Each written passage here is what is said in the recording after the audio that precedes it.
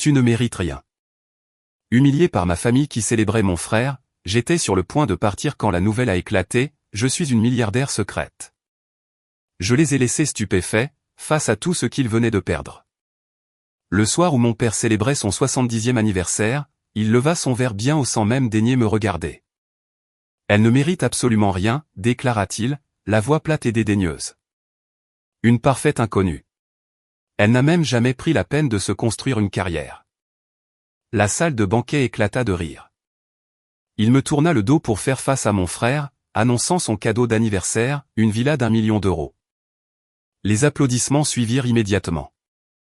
Ma mère hocha la tête en signe d'approbation silencieuse, ma belle-sœur applaudit plus fort que quiconque dans la pièce. Personne ne prononça mon nom. Étienne se pencha vers moi, sa voix un mélange calculé de pitié et de condescendance. Ne sois pas si abattue, Élise. Père a raison pour les affaires, mais je lui ai déjà parlé. Une fois que j'aurai repris le patrimoine, je te trouverai une petite place dans l'entreprise, peut-être un bureau au fond. On ne te laissera pas mourir de faim. Même si tu es une déception. Il me tapota l'épaule, du genre de caresse qu'on donne à un chien errant, avant de se retourner pour trinquer à sa villa d'1 million d'euros. Je restai silencieuse.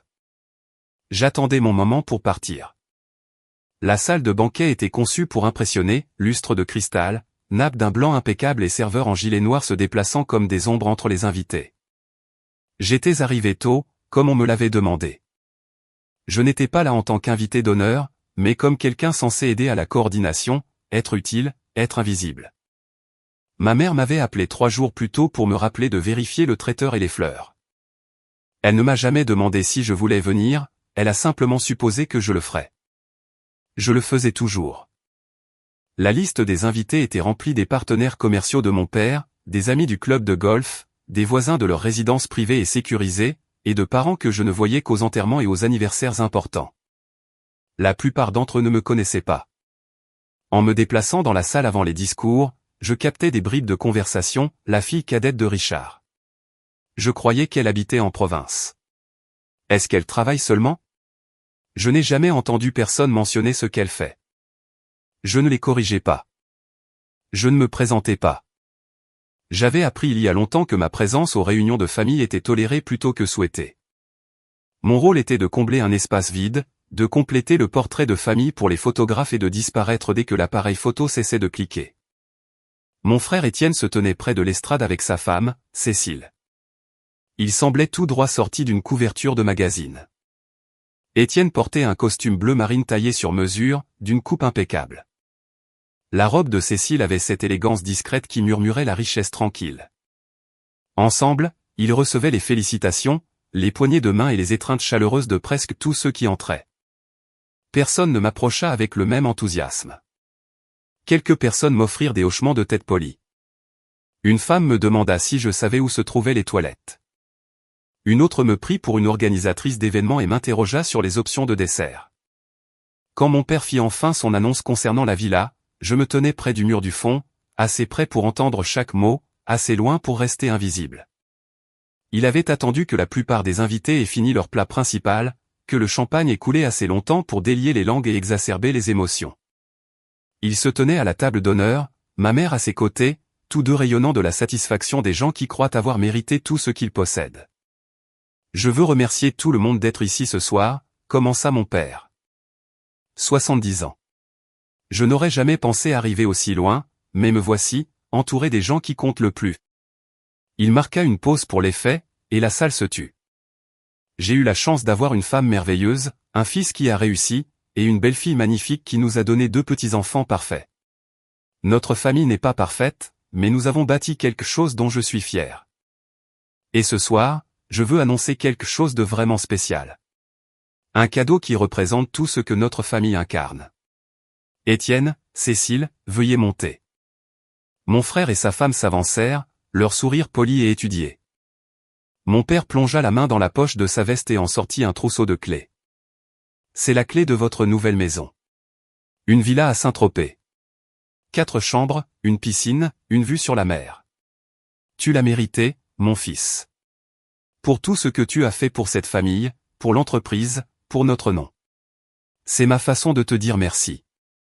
L'ovation fut immédiate et soutenue. Cécile porta la main à sa bouche, jouant la surprise comme si elle n'était pas au courant du cadeau depuis des semaines. Étienne étreignit notre père avec le genre de chaleur que les appareils photo adorent, tandis que ma mère essuyait une larme au coin de son œil. Je restais figé, observant la célébration se dérouler, attendant que quelqu'un se retourne et reconnaisse que j'étais toujours dans la pièce. Personne ne le fit. C'est pendant les applaudissements que quelqu'un posa une question à mon père. Je n'entendis pas bien la question, mais sa réponse traversa la pièce avec une clarté parfaite. « Élise, dit-il. Elle ne mérite rien. Une inconnue. Elle n'a jamais rien construit. Contrairement à Étienne, elle n'a jamais compris ce qu'il faut pour réussir dans cette famille. » D'autres rires suivirent. Quelques regards compatissants me furent lancés, pour être rapidement détournés. Ma mère ne s'y a pas. Cécile applaudit encore plus fort, comme pour souligner le propos. Au moment où j'atteignis la porte, celle-ci s'ouvrit. Un homme que je ne reconnus pas entra. Il n'était pas de la famille, il n'avait pas été invité. Il était plus âgé, peut-être au début de la soixantaine, avec des cheveux argentés et un costume sombre qui semblait cher mais pas ostentatoire. Il se déplaçait avec l'assurance tranquille de quelqu'un habitué à se trouver dans des pièces remplies de gens puissants. Il balaya la foule du regard une fois, puis me regarda directement. « Excusez-moi, dit-il, sa voix basse mais claire. Êtes-vous Élise Lefebvre ?» Les rires s'éteignirent instantanément. « Je suis Thomas Legrand, continua-t-il. Je suis rédacteur en chef au magazine Challenge.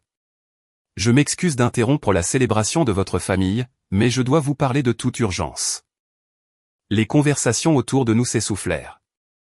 Les gens se tournèrent pour nous dévisager. Mon père, toujours debout à l'avant de la pièce avec les clés de la villa à la main, fixa l'étranger avec une expression que je ne lui avais jamais vue auparavant, la peur. Les applaudissements pour la villa d'Étienne s'étaient à peine estompés que les chuchotements commencèrent. Je pouvais les sentir se propager dans la pièce comme des ondulations sur une eau calme, de petites perturbations qui grandissaient à mesure qu'elles s'éloignaient de leur source. L'arrivée du rédacteur en chef de Challenge avait perturbé la célébration soigneusement orchestrée, et maintenant chaque invité semblait recalculer l'arithmétique sociale de la soirée. Je ne bougeais pas de ma place près du mur du fond. Thomas Legrand s'était excusé brièvement pour prendre un appel, promettant de revenir dans quelques minutes avec des informations importantes. Son départ me laissa seul au milieu d'une salle remplie de gens qui avaient passé les 3 dernières heures à m'ignorer complètement. Mon père était retourné à sa place à la table d'honneur, mais sa posture avait changé. Le patriarche confiant qui venait de distribuer des cadeaux d'1 million d'euros était maintenant assis avec les épaules légèrement voûtées, ses yeux se portant sans cesse vers la porte par laquelle Legrand était sorti. Ma mère se pencha pour lui murmurer quelque chose à l'oreille. Il secoua vivement la tête, un geste qui la fit taire immédiatement. Étienne et Cécile restaient à l'avant, acceptant les félicitations d'un flot constant de sympathisants, mais je remarquai que le sourire de mon frère était devenu rigide, ses yeux suivant la même porte que notre père regardait. Cécile continuait de lui toucher le bras, un geste qui semblait de soutien mais paraissait conçu pour le maintenir en place. La célébration continuait autour de moi, mais quelque chose de fondamental avait changé. L'arrivée d'un rédacteur en chef de Challenge, demandant spécifiquement la fille qui venait d'être publiquement rejetée, créait une incohérence narrative que personne dans la pièce ne pouvait résoudre. Je regardais les invités jeter des coups d'œil dans ma direction, puis détourner le regard, puis regarder à nouveau, comme s'ils essayaient de déterminer si j'étais soudainement devenu quelqu'un digne d'intérêt. Mes plus anciens souvenirs d'Étienne tournaient autour de la comparaison. Il avait 4 ans de plus, ce qui signifiait qu'il atteignait chaque étape en premier. Il marcha le premier, parla le premier, alla à l'école le premier, obtint son diplôme le premier. Au moment où j'arrivais à chaque accomplissement, la célébration avait déjà eu lieu.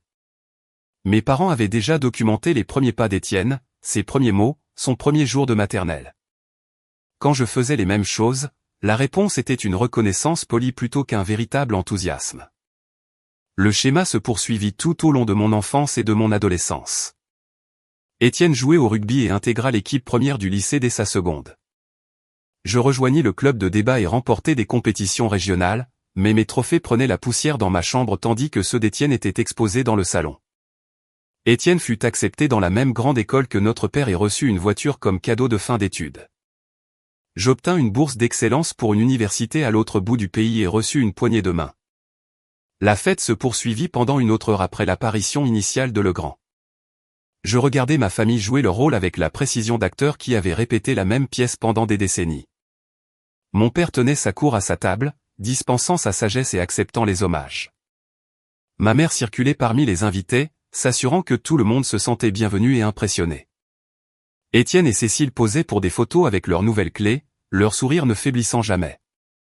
Personne ne me demanda de me joindre à ces rituels. Personne ne vérifia si j'étais encore dans la pièce. À un moment donné, ma mère s'approcha brièvement de moi, son expression crispée par une irritation contenue. « Élise, les traiteurs ont besoin que quelqu'un vérifie le service du dessert. Pourrais-tu t'en occuper ? Tu ne fais rien d'autre. » J'acquiesçai et me dirigeai vers la cuisine, où les serveurs préparaient des plateaux de mini cheesecake et de mousse au chocolat. Ils parurent surpris quand j'entrai, probablement parce que les invités n'étaient pas censés se trouver dans la zone de service. J'expliquai que je venais juste vérifier et ils se détendirent, supposant que j'étais une coordinatrice plutôt qu'un membre de la famille. La chef traiteur, Marie, était efficace et organisée. Elle n'avait pas besoin de mon aide, mais je restai quelques minutes de toute façon, regardant son équipe travailler avec un professionnalisme tranquille. La cuisine était le seul endroit du bâtiment où je ne me sentais pas comme une intruse. Quand je retournai dans la salle principale, je trouvai mon père en pleine conversation avec plusieurs de ses partenaires commerciaux. Ils discutaient de la villa, louant la générosité de mon père et les réussites d'Étienne. Un homme mentionna les prix de l'immobilier sur la Côte d'Azur, un autre parla de portefeuille d'investissement et de patrimoine générationnel. Je me tenais assez près pour entendre, bien que personne ne semblât remarquer ma présence. « Vous devez être fier, » dit l'un des hommes à mon père. Étienne a vraiment accompli quelque chose. Mon père hocha la tête, la poitrine bombée de satisfaction. Il a mon éthique de travail. La même motivation, la même détermination. On le voit dans tout ce qu'il fait.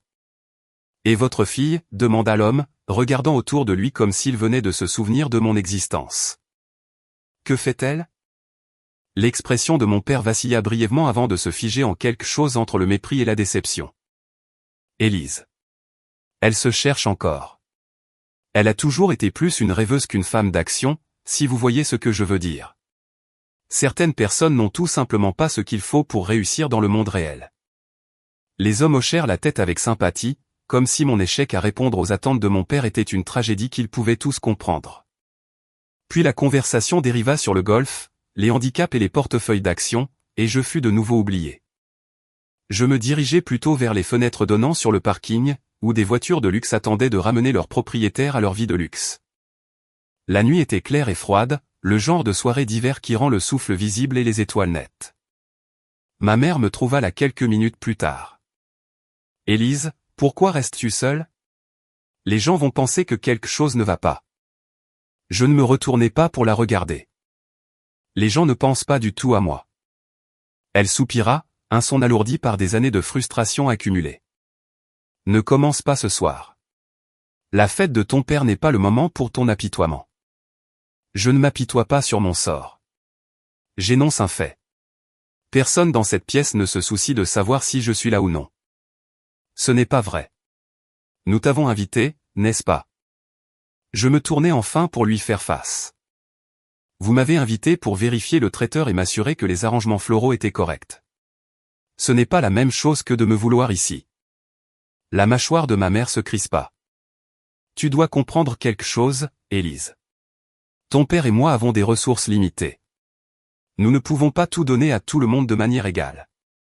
Étienne a des responsabilités, des obligations, une famille à soutenir. Il a plus besoin de la villa que toi. Je n'ai pas demandé de villa. Alors quel est le problème ? Je ne dis rien de tout cela. Je la regardais simplement jusqu'à ce qu'elle devienne mal à l'aise et s'excuse pour aller saluer quelqu'un de plus important. Les traiteurs commencèrent à débarrasser les assiettes alors que la soirée s'étirait vers sa conclusion inévitable. Les invités s'attardaient en petits groupes, leur conversation devenant plus bruyante à chaque verre de champagne. Je restais près des fenêtres, observant la dynamique sociale de la pièce avec le détachement de quelqu'un qui avait depuis longtemps accepté sa position d'outsider.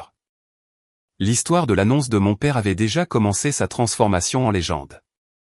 J'entendais des bribes alors qu'elle circulait, chaque récit légèrement différent du précédent. Dans une version, Étienne avait mérité la villa grâce à des années de service dévouées à l'entreprise. Dans une autre, mon père planifiait le cadeau depuis des mois, le gardant secret jusqu'au moment parfait. Dans chaque version, la villa était la preuve que le travail acharné et la loyauté étaient récompensés dans notre famille. Personne ne mentionna ce que mon père avait dit à mon sujet. Personne ne se demanda si son évaluation était exacte. Une femme que je reconnus vaguement du quartier de mes parents s'approcha de moi alors que je me tenais près des fenêtres. Elle était plus âgée, bien habillée, avec le genre d'élégance préservée qui suggérait des visites régulières chez des dermatologues coûteux. Son sourire avait la qualité de quelqu'un sur le point d'offrir une sympathie qu'il ne ressentait pas réellement. « Vous devez être Élise, dit-elle, se positionnant à côté de moi comme si nous étions de vieilles amies. Votre père vous a mentionné dans son discours. » J'acquiesçai, attendant la suite inévitable. « Ce doit être difficile, continua-t-elle, baissant la voix d'un ton conspirateur. D'avoir un frère comme Étienne. Il a accompli tant de choses. Difficile d'être à la hauteur, j'imagine. Je n'essaie pas d'être à sa hauteur. Elle rit, un son tintant et artificiel. Bien sûr que non, ma chère. Chacun trouve son propre chemin. Certains chemins sont juste plus longs que d'autres. Elle me tapota le bras avec une condescendance qui ne laissait aucune place à la réponse, puis s'éloigna pour rejoindre une conversation avec des gens qui comptaient vraiment pour elle. Je la regardais partir, ressentant cette sensation familière d'être jugée et trouvée insuffisante par quelqu'un qui ne savait rien de moi. Des gens que je ne connaissais pas s'approchèrent de moi pour m'offrir des variations sur le même thème. Ils reconnaissaient mon existence de manière à renforcer mon insignifiance. Ils posaient des questions conçues pour confirmer les hypothèses qu'ils avaient déjà faites. Pourquoi travaillais-je? Étais-je marié? Avais-je des enfants? Chaque question était chargée d'attentes d'échec, et chaque réponse que je donnais semblait satisfaire leur besoin de me classer comme quelqu'un qui n'avait pas accompli ce qu'elle aurait dû. Je cessai de m'engager après la 3e ou 4e conversation. Je donnais des réponses courtes ou pas de réponse du tout. Ma belle-sœur, Cécile, se dirigea vers moi pendant une accalmie dans les félicitations. Elle marchait avec la grâce prudente de quelqu'un qui avait appris à se mouvoir dans des chaussures chères, son sourire figé comme un masque qu'elle avait oublié d'enlever. « Élise, dit-elle, s'arrêtant assez près pour que je puisse sentir son parfum, une senteur florale lourde qui emplissait l'espace entre nous. Je voulais juste te dire, ne prends pas ce que ton père a dit trop personnellement. Tu sais comment il est quand il a bu quelques verres. Il n'était pas ivre. » Le sourire de Cécile vacilla mais tint bon. Eh bien, il s'emporte parfois. La villa a été une surprise pour nous aussi. Nous n'avions aucune idée qu'il prévoyait quelque chose d'aussi généreux. Je la regardais fixement. Tu étais au courant pour la villa il y a 3 semaines. Étienne l'a mentionné quand vous êtes venu chercher les enfants à mon appartement. Son expression changea, le masque glissant juste assez pour révéler quelque chose de plus dur en dessous. C'était différent. Nous savions qu'il y songeait. Nous ne savions pas qu'il l'annoncerait ce soir. Le moment a-t-il de l'importance? Le sang-froid de Cécile se fissura davantage. Écoute, Élise, j'essaie d'être gentille. Je sais que les choses n'ont pas été faciles pour toi, mais ce n'est pas notre faute. Étienne a travaillé dur pour tout ce qu'il a. Ton père le reconnaît. Peut-être que si tu avais fait des choix différents. Des choix différents, répétais-je. Oui. Des choix de carrière, des choix de vie. Tu ne peux pas nous blâmer pour le fait que tu n'as pas encore trouvé ce que tu veux faire de ta vie. Je ne la corrigeai pas. Je n'offris aucune preuve du contraire. Je la regardais simplement jusqu'à ce qu'elle devienne assez mal à l'aise pour s'excuser et retourner aux côtés de son mari. Je m'excusai de la salle principale et trouvai un coin tranquille près du vestiaire. L'employée, une jeune femme probablement étudiante, leva les yeux de son téléphone avec une alerte professionnelle. « Je peux vous aider à trouver quelque chose ?» « Non, dis-je. J'ai juste besoin d'une minute. » Elle hocha la tête avec sympathie, de la manière dont les gens le font quand ils reconnaissent quelqu'un qui essaie de se contenir. « Dure soirée ? » Quelque chose comme ça. Elle retourna à son téléphone, me donnant l'intimité dont j'avais besoin. Je restais dans cet espace calme, respirant lentement, me rappelant que cette soirée était temporaire. Quand je retournai dans la salle principale, je constatai que la dynamique avait de nouveau changé. Le rédacteur en chef de Challenge, Thomas Legrand, était revenu de son appel. Il se tenait près de l'entrée, scrutant la foule avec l'attention concentrée de quelqu'un cherchant une personne spécifique. Nos regards se croisèrent à travers la pièce. Il commença à marcher vers moi, son expression indéchiffrable. Les conversations autour de nous continuaient, mais je remarquai que les gens commençaient à observer. Les mêmes invités qui avaient passé la soirée à m'ignorer suivaient maintenant le mouvement du journaliste, essayant de comprendre pourquoi quelqu'un d'une publication financière majeure s'intéresserait à la fille négligée de la famille. Mon père le remarqua aussi. De sa position à la table d'honneur, il regarda le grand s'approcher de moi avec une expression qui combinait la suspicion et quelque chose que je n'avais jamais vu sur son visage auparavant, une inquiétude sincère. Thomas le grand m'atteignit juste au moment où le quatuor à cordes que mon père avait engagé commençait à jouer une valse. La musique offrait une couverture pratique à notre conversation, étouffant nos mots pour les oreilles curieuses autour de nous. « Mademoiselle Lefebvre, dit-il en gardant la voix basse. Je m'excuse encore pour l'intrusion. Je sais que ce n'est pas le cadre idéal pour ce dont je dois discuter. De quoi avez-vous besoin de discuter ? Il jeta un coup d'œil autour de la pièce, notant l'attention que nous attirions. Peut-être dans un endroit plus privé. Cette conversation ne devrait pas avoir lieu au milieu de la fête de votre père. Ce n'est pas ma fête. Quelque chose changea dans son expression, une lueur de compréhension qui suggérait qu'il s'était déjà fait une opinion sur la dynamique de ma famille. Néanmoins, y a-t-il un endroit où nous pourrions parler sans public ? Avant que je puisse répondre, mon père apparut à nos côtés. Il se déplaça avec la fausse décontraction de quelqu'un essayant d'affirmer son contrôle sur une situation qu'il ne comprenait pas. « Tout va bien ici ?» demanda-t-il, adressant la question à Legrand plutôt qu'à moi. « Je ne crois pas que nous nous soyons présentés. » Richard Lefebvre. Legrand lui serra la main avec une courtoisie professionnelle. Thomas Legrand, de Challenge. Le sourire de mon père se crispa presque imperceptiblement. Challenge ? Je ne savais pas que quelqu'un de la presse avait été invité ce soir. Je n'ai pas été invité, monsieur Lefebvre. Je suis ici pour affaires. Des affaires ? Quel genre d'affaires amènerait Challenge à ma fête d'anniversaire ? Legrand me regarda, puis se tourna vers mon père. Des affaires avec votre fille, en fait. La déclaration flotta dans l'air entre nous. La confusion de mon père était visible, ses yeux se plissant, son front se fronçant, son esprit luttant clairement pour concilier l'idée que Challenge ait des affaires avec la fille qu'il venait de rejeter publiquement comme une inconnue. Élise ? Il rit, mais le son était creux. Je pense qu'il doit y avoir une erreur. Élise n'a aucune affaire avec Challenge. Pas d'erreur, dit Legrand d'un ton égal. En fait, monsieur Lefebvre, je poursuis une ombre depuis des mois. Mon enquête sur le changement soudain dans le paysage commercial de la ville m'a mené ici. J'ai besoin que votre fille confirme quelques détails à forts enjeux avant que notre article principal ne soit imprimé à minuit. C'est une affaire qui redéfinira le nom Lefebvre pour toujours. Le visage de mon père se durcit. Il ne voyait pas une milliardaire secrète, il voyait un passif. Qu'a-t-elle encore fait ? Si elle est impliquée dans un pétrin juridique ou des dettes, je ne laisserai pas ça ruiner ma réputation ce soir.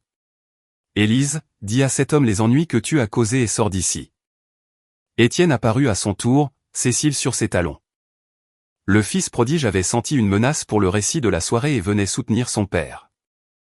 Que se passe-t-il ? demanda Étienne, se positionnant à côté de notre père dans une démonstration de solidarité familiale. Ce monsieur de Challenge prétend avoir des affaires avec ta sœur, dit mon père. J'étais juste en train d'expliquer qu'il doit y avoir une sorte de malentendu. Étienne me regarda avec l'expression particulière qu'il réservait au moment où j'avais fait quelque chose d'embarrassant. Élise, de quoi s'agit-il ? Je ne sais pas encore, dis-je honnêtement. Monsieur Legrand ne me l'a pas dit. Alors peut-être devrais-tu lui demander de partir. C'est l'anniversaire de père, pas une réunion de travail. Legrand resta imperturbable face au front uni de la famille. Je comprends que ce soit un moment inopportun. Je ne serai pas ici si l'affaire n'était pas urgente. Nous publions un article demain matin, et je dois parler avec mademoiselle Lefebvre avant qu'il ne parte à l'impression. Un article sur quoi ? demanda ma mère. Comme je l'ai dit, c'est confidentiel jusqu'à ce que mademoiselle Lefebvre et moi ayons eu l'occasion d'en discuter. L'impasse dura plusieurs secondes. Les invités à proximité avaient cessé de faire semblant de ne pas écouter. Le quatuor à cordes continuait de jouer sa valse, fournissant une bande-son absurde à la tension croissante. Je pris une décision. Il y a une petite salle de conférence au bout du couloir, dis-je. Nous pouvons y parler. Mon père me saisit le bras, pas brutalement, mais assez fermement pour marquer son objection. Élise, tu n'es pas obligée de faire ça. Nous ne savons pas qui est vraiment cet homme ni ce qu'il veut. Il m'a montré ses accréditations, dis-je en dégageant doucement mon bras de sa prise. Et quoi qu'il ait à dire, je préfère l'entendre en privé plutôt que devant tous vos invités. Nous devrions venir avec toi. Non. Le mot le surprit. Je pouvais compter sur les doigts d'une main les fois où j'avais directement refusé quoi que ce soit à mon père. Il était si habitué à ma docilité que mon refus sembla le plonger dans un silence momentané. J'utilisais ce silence pour m'éloigner, le grand se mettant à mes côtés. Merci, dit-il tranquillement alors que nous traversions la foule. Ce sera plus facile à discuter sans public. Je ne répondis pas. J'étais trop consciente des yeux qui nous suivaient, des chuchotements qui commençaient à se répandre, du calcul social recalculé par tous ceux qui avaient été témoins de l'échange. La salle de conférence était petite et fonctionnelle, clairement un espace destiné à la gestion de l'immeuble plutôt qu'aux rassemblements élégants. Des néons bourdonnaient au plafond et le mobilier se composait d'une table rayée entourée de chaises dépareillées. C'était un contraste saisissant avec la salle de bal éclairée par des lustres que nous venions de quitter. Le grand ferma la porte derrière nous et m'invita à m'asseoir. Je restai debout. Dites ce que vous êtes venu dire. Il hocha la tête, sortant un portefeuille en cuir de la poche de sa veste. Mademoiselle Lefebvre, j'irai droit au but. Challenge travaille sur un article concernant des investisseurs anonymes qui ont discrètement amassé d'importants portefeuilles immobiliers au cours de la dernière décennie. Nos recherches nous ont menés à une société holding appelée Propriété Montclair. La connaissez-vous? Je ne dis rien. Je comprends si vous êtes réticente à confirmer. Beaucoup de nos sujets préfèrent l'anonymat. Mais l'article sera publié demain matin quoi qu'il arrive. Je suis ici ce soir parce que nous voulions vous donner l'occasion de commenter avant sa parution. Pourquoi ce soir, demandai-je enfin. Pourquoi ne pas me contacter par les canaux habituels? Nous avons essayé. Vos représentants déclinent nos demandes depuis des semaines. Quand nous avons appris la fête d'anniversaire de votre père, nous avons décidé de faire une dernière tentative. Le numéro de demain part à l'impression à minuit. Que voulez-vous de moi? Juste une confirmation. Et si vous le souhaitez, un bref commentaire pour l'article. Je me tournai pour lui faire face. Et si je refuse de confirmer? Nous publierons sur la base de notre documentation.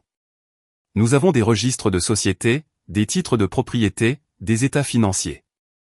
Il étala plusieurs documents sur la table. Des dossiers que je reconnus, une trace écrite qui menait indubitablement à moi. Mademoiselle Lefebvre, je fais ce métier depuis 30 ans. J'ai fait le portrait de milliardaires et de titans de l'industrie, mais je n'ai jamais vu personne construire ce que vous avez construit en restant aussi complètement invisible.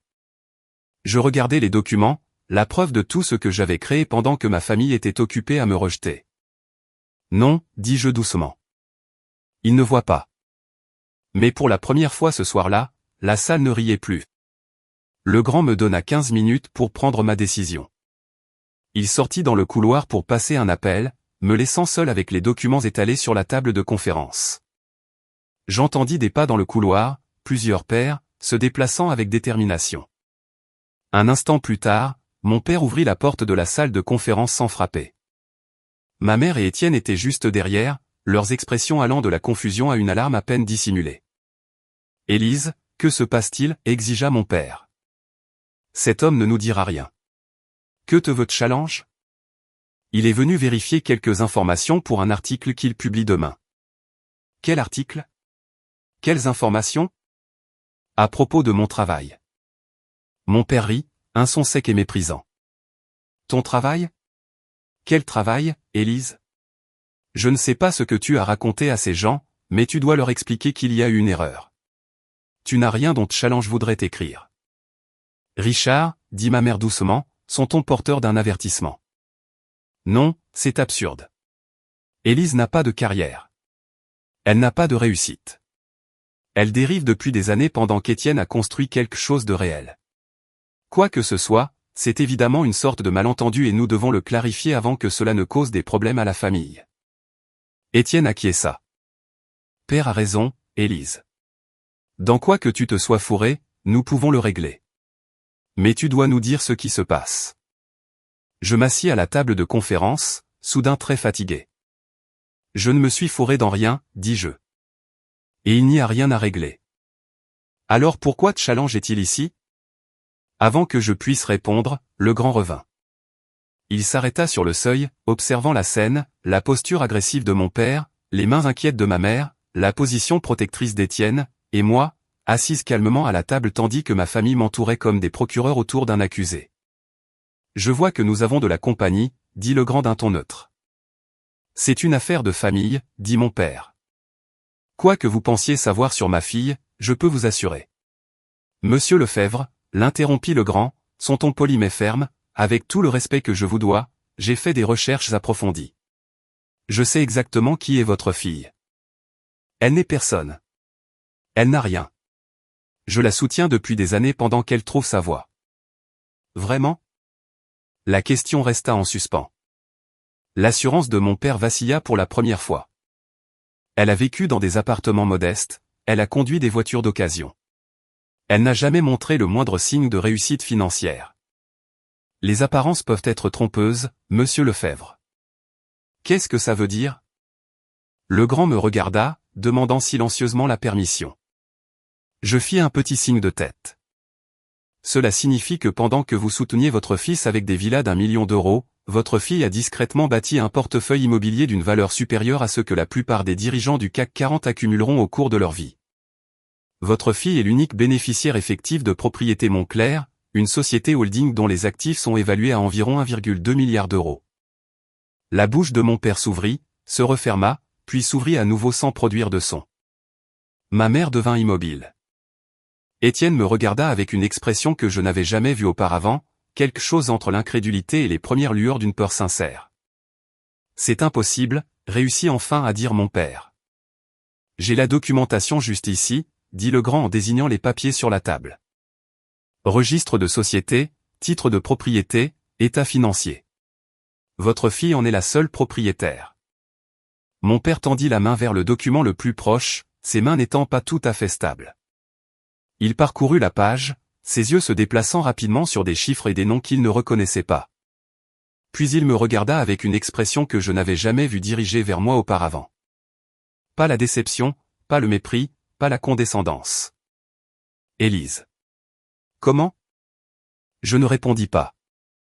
J'ai besoin de parler avec monsieur Legrand en privé, dis-je. S'il vous plaît, partez. Nous ne partons pas tant que nous ne comprenons pas ce qui se passe, dit Étienne. Étienne, tu ne t'es pas intéressé à ce qui se passait dans ma vie depuis 15 ans. Tu n'as pas le droit de commencer maintenant parce que challenge s'est pointé. Les mots atterrirent plus durement que je ne l'avais prévu. Étienne recula comme si je l'avais frappé. Ma mère se plaça aux côtés de mon père, le soutenant d'une main sur son bras. Richard, peut-être devrions-nous laisser un peu d'espace à Élise. Nous pourrons en discuter après. Non. La voix de mon père avait retrouvé une partie de son autorité, bien qu'elle sonnât creux. Je veux savoir comment c'est arrivé. Je veux savoir pourquoi personne ne m'a rien dit. Parce que tu n'as jamais demandé, dis-je doucement. Parce que tu as décidé qui j'étais quand j'avais 12 ans et tu n'as jamais révisé cette opinion, quoi que je fasse. Parce qu'à chaque fois que j'essayais de te parler de ma vie, tu me comparais à Étienne et me trouvais insuffisante. Parce que tu viens de te lever devant 100 personnes et de me traiter d'inconnu. Le grand se racla la gorge. Mademoiselle Lefebvre, j'ai besoin de votre décision concernant l'article. Le temps presse.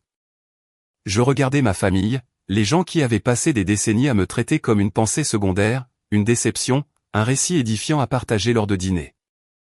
Puis je regardais le grand, les documents qui prouvaient tout ce que j'avais construit, l'avenir qui était sur le point de se dérouler, que je l'approuve ou non.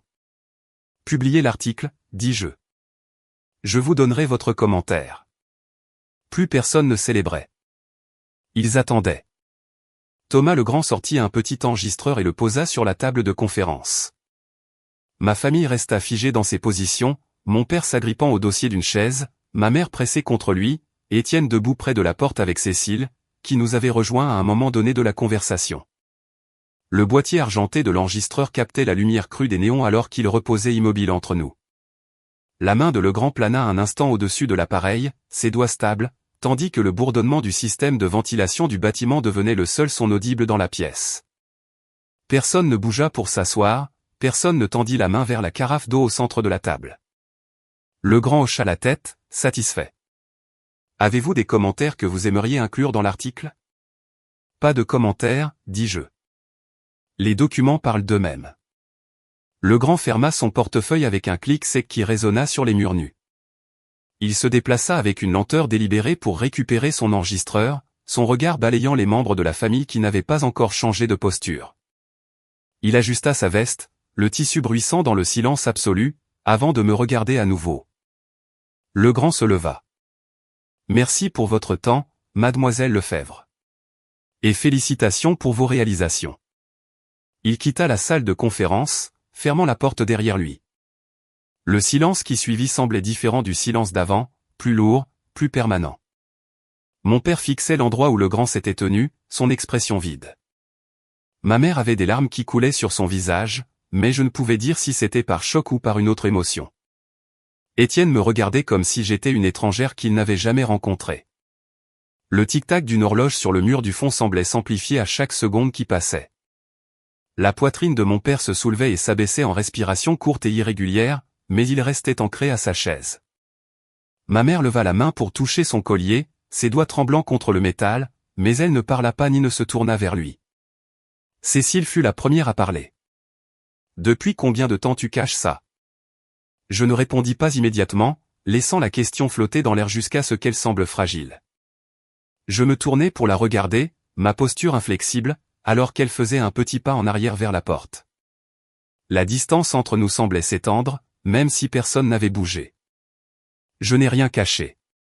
J'ai vécu ma vie. Vous n'y prêtiez simplement pas attention. Tu nous as laissé penser que tu avais des difficultés. Tu nous as laissé croire que tu avais besoin d'aide. Je ne vous ai jamais demandé d'aide. Vous avez supposé que j'en avais besoin, parce que c'est ce que vous vouliez croire. Mon père retrouva enfin sa voix. Élise, ça n'a aucun sens. Tu dis que tu as bâti une entreprise d'1 milliard d'euros sans que personne ne le sache? Sans aucun soutien. Comment est-ce possible? De la même manière que n'importe qui construit n'importe quoi. Une décision à la fois. Mais l'argent. D'où vient l'argent? Je ne t'ai jamais rien donné au-delà du nécessaire.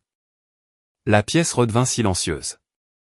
La main de mon père tomba du dossier de la chaise, ses épaules s'affaissant alors qu'il fixait le dessus de la table. Étienne fit un demi-pas en avant, puis s'arrêta, ses bras ballants. Mon père tressaillit. Étienne s'avança. Élise, nous ne savions pas. Comment aurions-nous pu savoir? Tu ne nous l'as jamais dit. Quand exactement aurais-je dû vous le dire?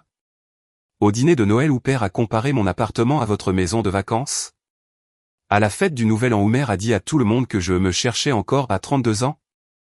À chaque réunion de famille où vous parliez de vos promotions et de vos bonus alors que personne ne me posait une seule question sur ma vie? Je me levai de la table. J'ai arrêté de vous dire des choses parce que vous avez arrêté d'écouter, il y a des années. La personne que vous avez rejetée à chaque fête, chaque anniversaire, chaque conversation anodine, cette personne n'existe pas. Elle n'a jamais existé. Vous l'avez inventée parce que c'était plus facile que de me voir tel que je suis réellement. Ma mère tendit la main vers moi. Élise, chérie, nous ne voulions pas de. Je reculai loin de sa main. Ne me dis pas ce que vous vouliez. Je sais ce que vous vouliez. Vous pensiez chaque mot que vous avez dit ce soir. Père s'est levé devant 100 personnes et m'a traité d'inconnu qui n'a jamais rien construit. Ce n'était pas une erreur. C'est ce qu'il croyait. Le visage de mon père était devenu blême. Je ne savais pas. Tu ne voulais pas savoir. Il y a une différence. Je me dirigeai vers la porte, puis m'arrêtai, la main sur la poignée. Demain matin, tout le monde à cette fête apprendra ce que Challenge a appris. Ils liront l'histoire de la fille que Richard Lefebvre a rejetée comme sans valeur, et ils verront les chiffres. Ils feront leurs propres évaluations. Je n'expliquerai rien pour vous. Ce que vous leur direz est votre affaire. Mais j'en ai fini d'être invisible dans cette famille. J'en ai fini. Je sortis sans attendre de réponse. Personne ne lui avait posé une seule question de toute la soirée. Maintenant, personne n'osait plus parler. Je retournai dans la salle de bal principale pour trouver la célébration se poursuivant sous une forme diminuée. La moitié des invités étaient déjà partis, sentant probablement que la soirée avait tourné au vinaigre sans comprendre pourquoi. Les participants restants se regroupaient en petits groupes, leur conversation plus modérée qu'auparavant. Le quatuor à cordes était passé à des morceaux plus lents, leur musique comblant le silence plutôt que d'inspirer la danse. Je traversais la pièce sans m'arrêter pour parler à qui que ce soit. Je n'en avais pas besoin. L'atmosphère avait déjà changé d'une manière irréversible. Je passais devant un groupe de partenaires commerciaux près du centre de la salle. À mon approche, leur conversation s'interrompit brusquement. Un homme se tourna pour examiner un arrangement floral, tandis qu'un autre devint soudainement très intéressé par le fond de son verre de champagne vide. Ils ne levèrent pas les yeux quand je passais. Ma famille émergea du couloir quelques minutes après moi. Je les observais de l'autre côté de la pièce alors qu'ils tentaient de rejoindre la fête, leurs visages arborant des expressions de normalité qui ne parvenaient pas tout à fait à masquer le choc. Mon père se dirigea vers un groupe de partenaires près du bar. Sa voix était assez forte pour être entendue quand il rit à quelque chose que l'un d'eux dit, mais le rire sonnait forcé. Les hommes autour de lui semblèrent le remarquer. Leur réponse était polie mais mesurée, manquant de la chaleur qui avait caractérisé leurs interactions précédentes. Ils se tenaient en cercle lâche, l'espacement plus large qu'il ne l'avait été plus tôt dans la soirée. Quand mon père parlait, les hommes hochaient la tête, mais leurs yeux se tournaient vers la sortie ou les musiciens. Personne ne lui posa de questions de suivi. Étienne et Cécile se positionnèrent près de la table des cadeaux, où ils firent mine d'examiner les cartes et les présents qui s'étaient accumulés tout au long de la soirée. Cécile souriait à tous ceux qui passaient, mais ses yeux ne cessaient de se porter vers moi, puis de se détourner, comme si elle ne pouvait décider si me regarder était dangereux. Elle prit un petit paquet cadeau, le retournant sans cesse dans ses mains sans regarder l'étiquette.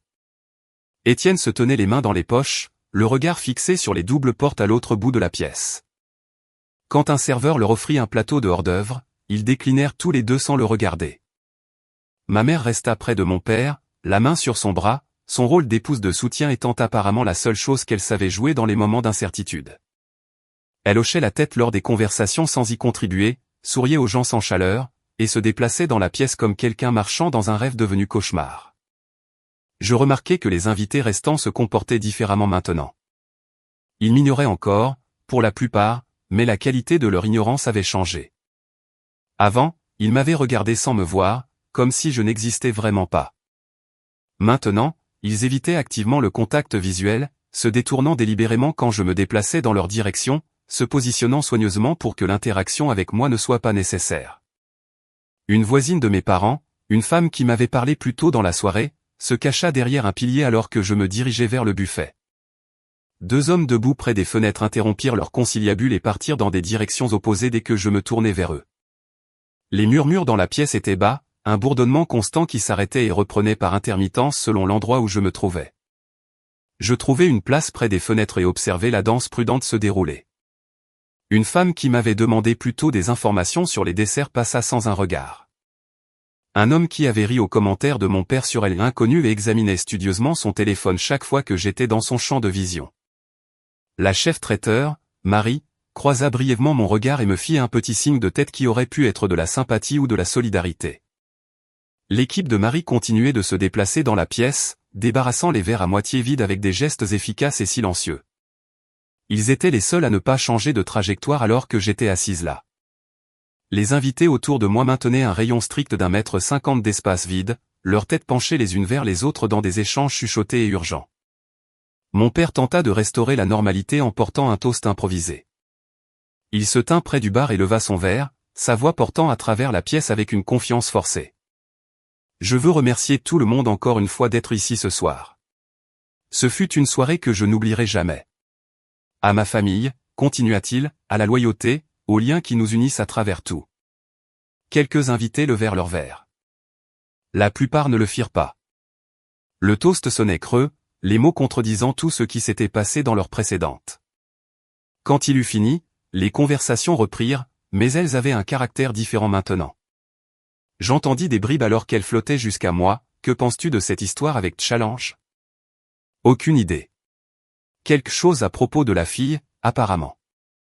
N'a-t-il pas juste dit qu'elle n'était personne? Étrange, non? Pourquoi Challenge s'intéresserait à quelqu'un qui n'est personne? Les questions restaient en suspens, sans réponse. Ma famille ne pouvait pas expliquer sans révéler ce qu'elle avait appris, et elle n'était clairement pas prête à révéler quoi que ce soit. Étienne s'approcha de moi alors que la soirée touchait à sa fin. Il se tenait à quelques mètres, les mains dans les poches, me regardant avec une expression que je ne pouvais pas tout à fait déchiffrer. Élise, on peut parler? Nous sommes en train de parler. Je veux dire, vraiment parler. De ce qui s'est passé là-bas. Je n'ai rien d'autre à dire. Eh bien, moi si. Il prit une inspiration, organisant ses pensées. Je ne comprends pas comment tu as fait ça. Comment tu as construit quelque chose d'aussi grand sans qu'aucun de nous ne le sache. Ça n'a pas de sens. Ça a parfaitement de sens. Vous ne prêtiez simplement pas attention. Ce n'est pas juste. Ah bon? Quand est-ce que tu m'as demandé des nouvelles de mon travail pour la dernière fois? Quand est-ce que tu as montré le moindre intérêt pour ce que je faisais de ma vie? Il ouvrit la bouche pour répondre, puis la referma. Exactement, dis-je. Tu n'as pas demandé parce que tu t'en fichais. Parce que dans ton esprit, j'étais déjà défini. J'étais la sœur qui ne réussissait pas, celle qui te faisait paraître meilleure par comparaison. Tu avais besoin que je sois ça, alors tu n'as jamais regardé assez attentivement pour voir autre chose. Père a eu tort de dire ce qu'il a dit. Je le vois maintenant. Tu ne pouvais pas le voir il y a une heure? Tu as applaudi avec tout le monde. Il n'eut aucune réponse à cela. Je pars, dis-je. Mon assistant contactera la famille demain matin pour coordonner tout suivi nécessaire concernant l'article. Tu as un assistant? J'ai du personnel, une entreprise, une vie dont tu n'as jamais rien demandé. Je pris mon sac sur la chaise. Demain, tous ceux qui étaient à cette fête apprendront la vérité. Ce que vous ferez de cette information est votre affaire. Mais ne vous attendez pas à ce que je vous aide à nettoyer le désordre. Je partis sans me retourner. Rien n'avait explosé, mais la pièce ne s'arrangerait plus jamais autour d'eux. L'article de Challenge fut publié à 6 heures du matin, heure de Paris, exactement comme Thomas Legrand l'avait promis. À cette heure, mon téléphone avait accumulé plus de 300 messages de numéros que je ne reconnaissais pas. À 8 heures, les principales chaînes d'information économique avaient repris l'histoire. À midi, la fête d'anniversaire de mon père était devenue une note de bas de page dans le récit plus large d'une milliardaire secrète révélée. Je regardais la couverture médiatique depuis le salon de mon appartement, le même modeste 3 pièces que j'occupais depuis 8 ans. Le même espace que ma famille avait utilisé comme preuve de mon échec. La même adresse où ils venaient une fois par an pour récupérer les cadeaux d'anniversaire de leurs petits-enfants, toujours avec des commentaires sur le fait que je devrais vraiment penser à déménager dans un endroit plus agréable. La couverture médiatique se concentrait principalement sur l'ampleur de mes avoirs et le décalage apparent entre ma personnalité publique et ma valeur réelle. Mon téléphone sonna vers 13 heures. L'identifiant de l'appelant affichait le nom de ma mère. Je laissai le répondeur. Le message qu'elle laissa était bref, « Élise, nous devons parler. S'il te plaît, rappelle-moi. » Je ne rappelais pas. Le deuxième message, 1 heure plus tard, était plus long, « Élise, les gens appellent. Les amis, les voisins. Ils veulent savoir si c'est vrai. Père ne sait pas quoi leur dire. S'il te plaît, parle-nous. » Je ne rappelais pas. Le troisième message, 3 heures après, était la voix de mon père, « Élise, c'est ridicule. Tu ne peux pas simplement lâcher une bombe comme ça et disparaître. Nous sommes ta famille. Nous méritons une explication. Appelle-moi. » J'éteignis mon téléphone. Les journaux télévisés du soir diffusèrent des segments analysant la révélation Lefebvre, comme certains médias l'appelaient. Ils montraient la photo de mon père à côté de la mienne et notaient l'ironie du fait que sa fête d'anniversaire soit devenue le théâtre de la révélation de sa fille. Un commentateur souligna que la fortune nette de Richard Lefebvre était estimée à environ 30 millions d'euros, une somme respectable mais moins de 3% de ce que sa fille avait tranquillement accumulé. Je regardais le monde de mon père se rétrécir en temps réel. Les appels de ses partenaires commerciaux qui arrivaient habituellement le dimanche matin cessèrent. Les invitations aux tournois de golf et au dîner, qui étaient des éléments réguliers de son calendrier social, ne se matérialisèrent pas. Les gens qui avaient ri à son toast d'anniversaire étaient soudainement indisponibles, leur réponse polie mais distante lorsque le nom de mon père était mentionné. Le lundi matin apporta une autre vague de couverture médiatique, cette fois axée sur les propriétés elles-mêmes. Des journalistes immobiliers retracèrent l'historique de mes acquisitions, cartographiant l'expansion constante depuis ce premier duplex jusqu'au portefeuille actuel. Ils interviewèrent des locataires dans mes immeubles d'appartements, des gérants de mes propriétés commerciales, des entrepreneurs qui avaient travaillé sur mes projets. Le portrait qui en émergea était celui d'une investisseuse prudente et méthodique qui traitait bien ses employés, entretenait ses propriétés de manière responsable et opérait avec une intégrité qui surprenait les observateurs s'attendant à l'excès habituel des milliardaires. Le contraste avec le comportement public de ma famille à la fête d'anniversaire fut fréquemment noté. Mon frère appela le mardi. Je répondis parce que j'étais curieuse de savoir ce qu'il dirait. Élise. Sa voix était rauque, comme s'il n'avait pas bien dormi. Nous devons parler. Parler? Pas au téléphone. En personne. Je peux passer? À mon appartement? Celui que vous utilisez comme preuve de mon échec depuis 8 ans. Silence à l'autre bout du fil. C'est ce que je pensais, dis-je. Que veux-tu, Étienne?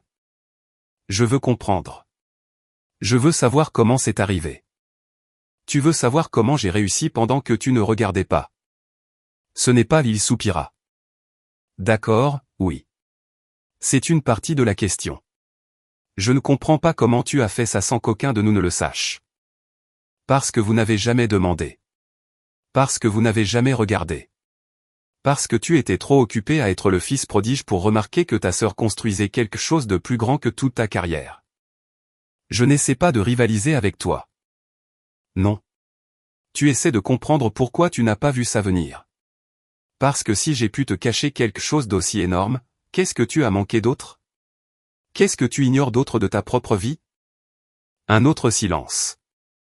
Père a du mal, dit enfin Étienne. Les gens appellent pour poser des questions sur toi et il ne sait pas quoi leur dire. Il est embarrassé.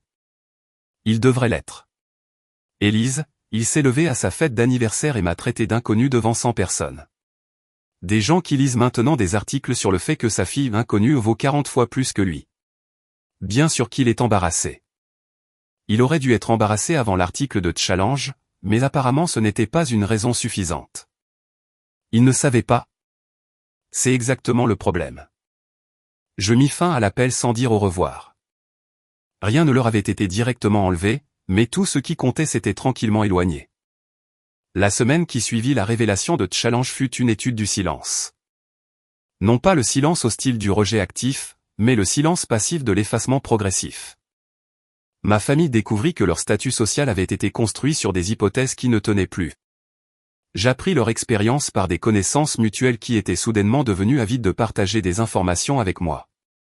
Les mêmes personnes qui m'avaient ignoré à la fête de mon père trouvaient maintenant des raisons de me contacter, m'offrant des félicitations et posant des questions subtiles sur la dynamique familiale dont elles avaient été témoins. Je ne répondis à aucune d'entre elles, mais j'écoutais ce qu'elles avaient à dire. La partie de golf de mon père avait été reportée indéfiniment. La raison invoquée était des conflits d'horaires de voyage, mais l'un des membres avait dit à une autre connaissance qu'il se sentait mal à l'aise de jouer avec Richard après ce qui s'était passé. Il ne savait plus comment se comporter avec lui. La camaraderie facile des hommes qui se considéraient comme des égaux avait été perturbée par la révélation que la propre évaluation de Richard de ses enfants avait été catastrophalement erronée. Le club de lecture de ma mère s'était réuni sans elle. On lui avait dit que la discussion porterait sur un roman qu'elle n'avait pas lu, mais la vraie raison était plus simple, les autres femmes ne voulaient pas discuter de l'article de Challenge devant elle, et elles ne pouvaient pas se réunir sans en discuter. La position d'Étienne dans l'entreprise familiale, une société de fabrication que mon père avait bâtie sur 4 décennies, était devenue délicate. Les employés qui s'étaient auparavant soumis à lui en tant qu'héritier présomptif le regardaient maintenant avec quelque chose qui ressemblait à de la pitié. Cécile avait cessé de participer à ces événements sociaux habituels. Les femmes de son cercle s'envoyaient des SMS sur la situation Lefebvre depuis la parution de l'histoire, et la présence de Cécile aurait nécessité soit d'ignorer l'éléphant au milieu de la pièce, soit d'en discuter directement. Aucune des deux options n'était attrayante. L'isolement de la famille n'était pas complet, bien sûr. Ils avaient encore leur relation de base, leurs amitiés sincères et leurs obligations professionnelles qui nécessitaient une interaction continue. Mais le réseau social plus large qu'ils avaient cultivé pendant des décennies, les invitations à dîner, les postes au conseil d'administration d'organismes de bienfaisance, les sorties de golf et les adhésions au club qui signifiaient l'appartenance s'étaient sensiblement contractées. Les gens étaient polis. Les gens étaient corrects. Les gens étaient soigneusement neutres, d'une manière qui communiquait plus que l'hostilité n'aurait jamais pu le faire. Ma famille subissait des conséquences que je n'avais pas planifiées et que je ne souhaitais pas particulièrement. Leur statut social s'érodait, non pas parce que je l'avais attaqué, mais parce que le fondement sur lequel il reposait l'autorité de mon père, les réalisations de mon frère, le succès collectif de la famille s'était révélé moins impressionnant que tout le monde ne l'avait supposé. Le jeudi, l'assistante de mon père appela la ligne de mon bureau. Elle expliqua que M. Lefebvre souhaitait programmer une réunion pour discuter de questions familiales d'importance mutuelle. Elle utilisa le langage formel de la communication professionnelle, comme si mon père était un partenaire commercial plutôt que mon parent. Je refusai la réunion. Je le fis poliment, par l'intermédiaire de ma propre assistante, en utilisant le même langage formel. Nous n'avions rien à discuter. Toute communication nécessaire pouvait être gérée par les canaux appropriés. Le vendredi, mon frère se présenta à mon immeuble. Il avait apparemment appris l'adresse grâce à l'article de Challenge et avait décidé que se présenter en personne serait plus efficace qu'un autre appel téléphonique. Je dis non. Ils le firent escorter dehors avec une courtoisie professionnelle. Le samedi, ma mère apparut à l'appartement modeste, celui qu'elle pensait être ma vraie maison. Il se trouvait que j'étais là pour récupérer le courrier qui s'était accumulé depuis la publication de l'article. Je vis sa voiture entrer dans le parking par la fenêtre et eus le temps de décider si je devais ouvrir la porte. Je décidai d'ouvrir. Elle avait l'air plus âgée qu'à la fête d'anniversaire, bien qu'une seule semaine se soit écoulée. Le maquillage soigné et les cheveux coiffés étaient toujours là, mais quelque chose dans sa posture avait changé. Elle se tenait différemment, comme si elle n'était pas sûre de mériter d'occuper de l'espace. « Je peux entrer ?» demanda-t-elle. « Pour quelques minutes. » Elle entra dans l'appartement, regardant autour d'elle comme si elle le voyait pour la première fois. D'une certaine manière, c'était le cas. L'espace qui lui avait semblé être la preuve de mes difficultés ressemblait maintenant à un choix délibéré, une adoption consciente de la simplicité par quelqu'un qui pouvait s'offrir n'importe quoi. « Élise, je ne sais pas quoi dire. » « Alors ne dis rien. Ton père est dévasté. Sa fierté est blessée. Ce n'est pas la même chose. » Elle s'assit sur le bord du canapé, se perchant plutôt que de s'installer. Il n'a jamais voulu que les choses soient ainsi. De quelle manière? Cette distance entre vous. Il a toujours espéré que tu finirais par trouver ta voie. J'ai trouvé ma voie il y a 20 ans. Il ne regardait simplement pas. Il a eu tort. Je le sais maintenant. Nous avons tous les deux eu tort. Je m'assis en face d'elle, en gardant mes distances. Que veux-tu? Je veux comprendre. Je veux savoir pourquoi tu ne nous l'as jamais dit. Parce que vous n'avez jamais demandé. Parce qu'à chaque fois que j'essayais de partager quelque chose, vous changiez de sujet pour revenir à Étienne. Parce que l'histoire que vous vouliez raconter sur votre famille n'incluait pas une fille qui réussit, alors vous avez cessé de me voir comme telle. Ce n'est pas vrai.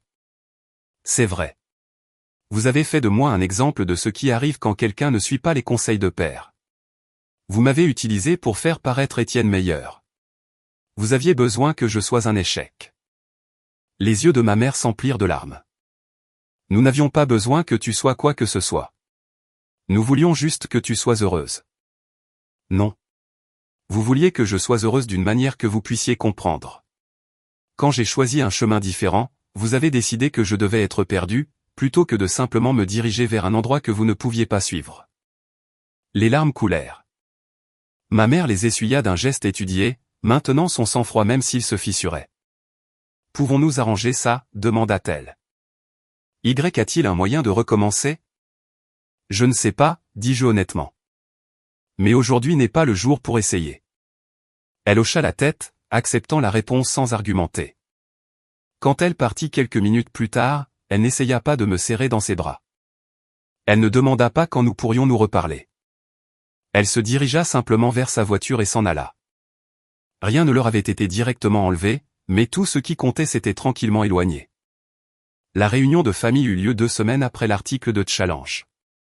Mon père la convoqua en utilisant un langage qui suggérait un ordre plutôt qu'une demande.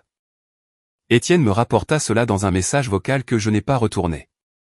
Apparemment, j'avais été invité, bien que l'invitation ait été transmise par mon frère plutôt que directement. Je n'y assistais pas.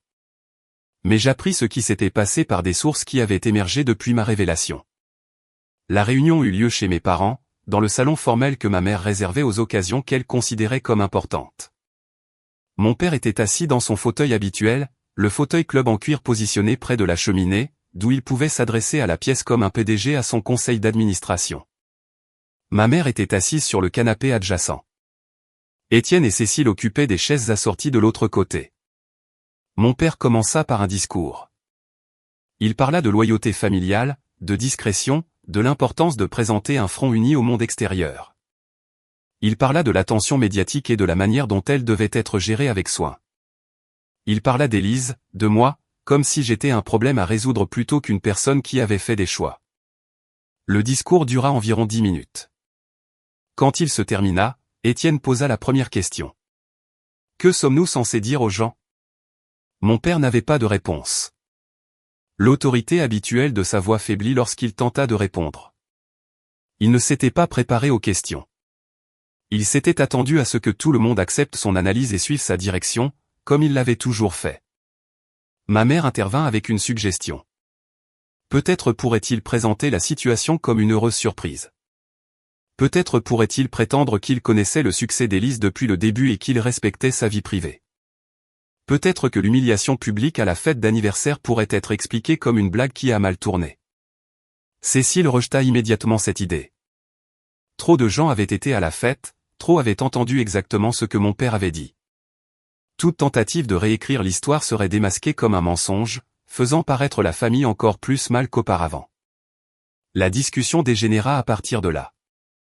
L'argument fut interrompu par une prise de conscience plus douloureuse que n'importe quelle dette. Mon père fixa les documents que le grand avait laissés sur la table. Il ne regardait plus la valeur totale.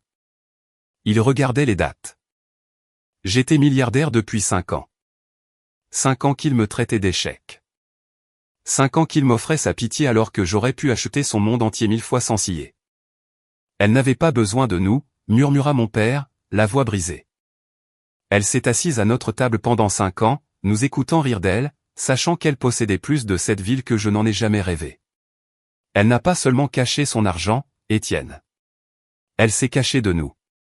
Parce que nous ne valions pas la peine d'être connus.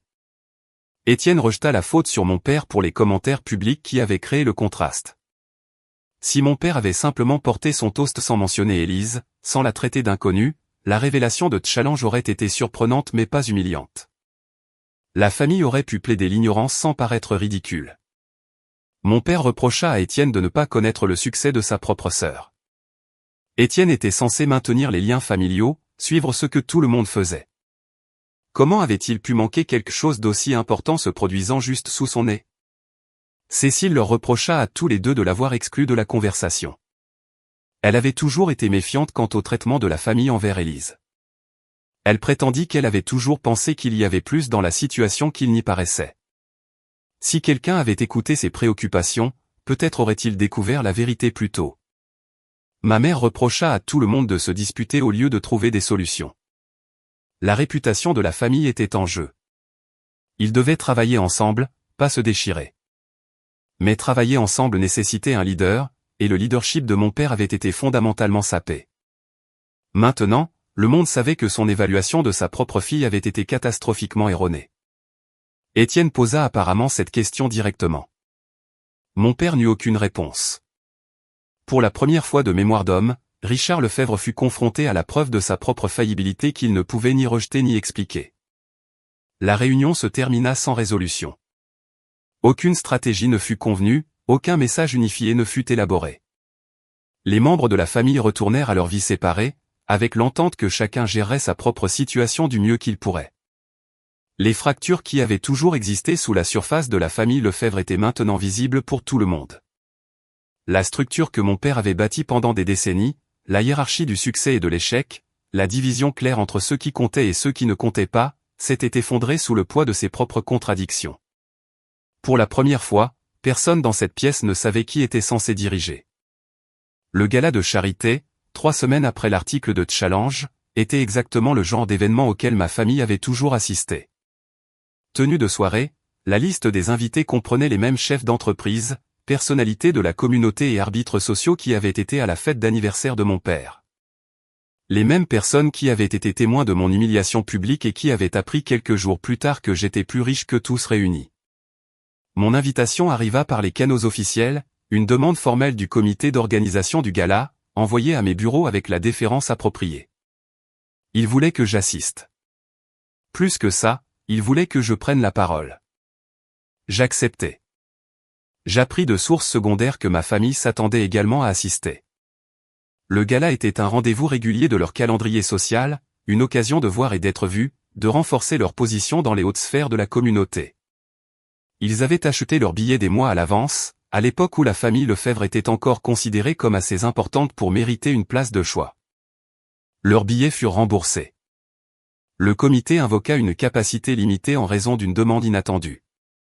Ils offrirent des excuses sincères et promirent une considération prioritaire pour l'événement de l'année suivante.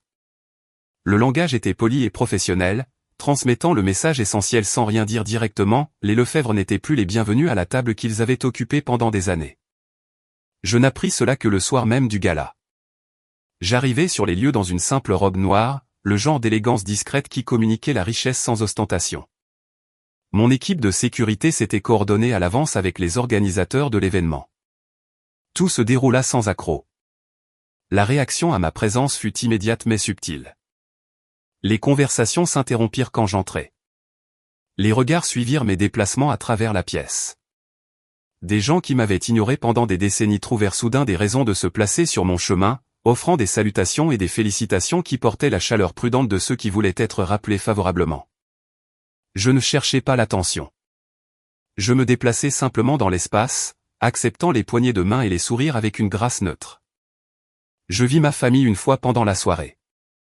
Ils étaient arrivés sur les lieux malgré le remboursement de leurs billets, espérant apparemment négocier leur entrée grâce à leurs relations personnelles. Je les repérai près de l'entrée, engagés dans une conversation tendue avec l'un des coordinateurs de l'événement. Mon père parlait avec la frustration contenue de quelqu'un habitué à obtenir ce qu'il veut. Ma mère se tenait à ses côtés, son expression figée dans une performance sociale. Étienne restait en retrait, clairement mal à l'aise avec la situation. Cécile avait apparemment refusé de venir. Je n'eus pas besoin de dire un mot à la sécurité. Dans notre monde, le pouvoir a sa propre gravité. Au moment où mon nom fut imprimé, le statut de mon père s'évapora. La coordinatrice ne les refusa pas parce que je le lui avais dit. Elle les refusa parce qu'aux yeux de l'élite, un homme qui ne pouvait même pas reconnaître un titan sous son propre toit était un passif social. S'associer à lui, c'était admettre qu'on était aussi aveugle que lui. Nos regards se croisèrent à distance. Mon père, ma mère, mon frère, tous les trois me regardèrent avec des expressions de reconnaissance qui arrivaient 20 ans trop tard. Je ne m'approchai pas d'eux. Je ne fis aucun signe de la main, ni de la tête, ni aucun geste de reconnaissance. Je me détournai simplement et continuai vers la salle de bal principale, où le programme de la soirée était sur le point de commencer. Le discours que je fis fut bref. Je parlais de logements abordables, de l'importance de soutenir les familles qui travaillent pour construire de meilleures vies, et des valeurs qui avaient guidé mes investissements au fil des ans.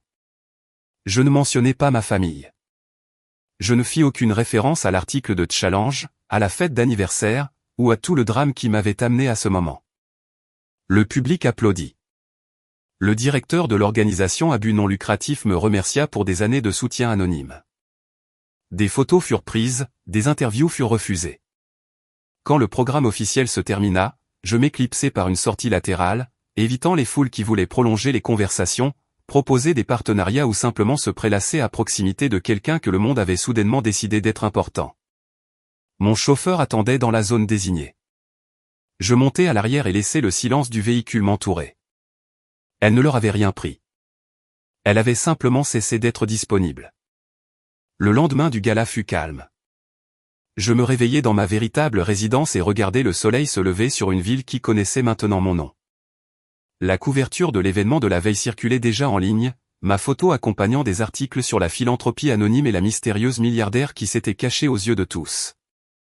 Je fis du café dans la cuisine qui donnait sur la ville, la même ligne d'horizon que j'avais regardée depuis la fenêtre de mon premier duplex, calculant combien de propriétés je devrais acquérir avant de pouvoir m'offrir une vue comme celle-ci. Le voyage d'ici à là avait pris 20 ans, et maintenant il était complet, d'une manière que je commençais à peine à comprendre. Mon téléphone restait éteint. Il était éteint depuis l'article de Challenge, à l'exception de brèves périodes où je me coordonnais avec mon personnel sur des questions professionnelles nécessaires. Les messages de ma famille s'étaient accumulés sur ma messagerie vocale, devenant de plus en plus désespérés à mesure que les jours passaient. Je n'avais pas écouté la plupart d'entre eux. Je n'avais pas besoin de savoir ce qu'ils disaient. La conversation que j'avais évitée pendant des décennies n'allait pas avoir lieu selon leurs termes. La matinée s'étira en après-midi. Je lus, répondis à des emails et examinai les rapports trimestriels que mon directeur financier avait préparés. L'entreprise continuait de fonctionner, indépendamment de la publicité, les propriétés générant des revenus, les investissements s'appréciant, l'empire que j'avais bâti fonctionnant exactement comme il avait été conçu. Rien dans ma vie réelle n'avait changé à cause de l'article de Challenge. Seule la perception du monde de cette vie avait changé.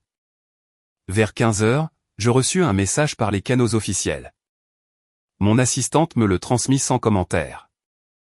Une lettre formelle de mon père, imprimée sur le papier à en-tête de son entreprise, demandant une réunion pour discuter de questions familiales d'importance mutuelle. Je considérai la lettre pendant un long moment. Le langage était prudent, dépouillé de l'autorité et de la condescendance qui avaient caractérisé la communication de mon père depuis aussi longtemps que je me souvienne. Il demandait plutôt qu'il n'ordonnait, sollicitait plutôt qu'il n'exigeait. Le changement de ton reconnaissait quelque chose qu'il n'avait jamais reconnu auparavant, que j'avais le pouvoir de lui refuser. Je considérai la lettre, puis pensai à l'allocation mensuelle qu'Étienne m'avait autrefois offerte. Je pensai au bureau administratif qu'ils avaient prévu pour leur déception de fille. Je n'en voyais pas de réponse. Je ne fis pas appeler mes avocats. Je laissai simplement tomber la lettre dans la déchiqueteuse. Non pas comme un acte de vengeance, mais comme un acte de rangement. Ils avaient passé 30 ans à faire de moi un rien, et je leur donnais enfin exactement ce qu'ils voulaient, le néant. Mon silence n'était pas une arme. C'était une frontière qu'ils ne franchiraient plus jamais. Les semaines qui suivirent furent d'une étrange tranquillité. L'attention médiatique s'estompa à mesure que de nouvelles histoires captivaient l'intérêt du public. Ma famille se retira de la vie publique, gérant leur embarras avec les ressources privées qu'ils pouvaient mobiliser. Les cercles sociaux qui les avaient autrefois accueillis se refermèrent lentement, non pas avec des exclusions spectaculaires, mais avec le refroidissement progressif des invitations et des opportunités. J'appris par des intermédiaires que mon père avait réduit son implication dans l'entreprise, invoquant des problèmes de santé que personne ne croyait vraiment. Étienne avait reçu plus de responsabilités, mais la transition était maladroite. L'autorité dont il héritait était assombrie par des questions sur le fait de savoir s'il la méritait. Ma mère s'était retirée de la plupart de ses activités sociales. Elle passait plus de temps à la maison maintenant, plus de temps seule. Ma famille m'avait traité de rien pendant 30 ans. Ils m'avaient défini par mes insuffisances, mesurées selon leurs propres normes, et m'avaient trouvé constamment décevante. Et maintenant, le monde savait la vérité. Non pas parce que je leur avais prouvé qu'ils avaient tort, mais parce que la vérité était finalement devenue impossible à ignorer. Je n'avais pas besoin qu'ils s'excusent. Je n'avais pas besoin qu'ils reconnaissent leurs erreurs. Je n'avais besoin de rien d'eux du tout. La richesse que j'avais bâtie était la mienne, accumulée grâce à mes propres choix et efforts. La vie que j'avais construite existait indépendamment de leurs opinions. Ils m'avaient appelé rien, et je comprenais enfin. Le rien était quelque chose qu'ils ne contrôlaient plus.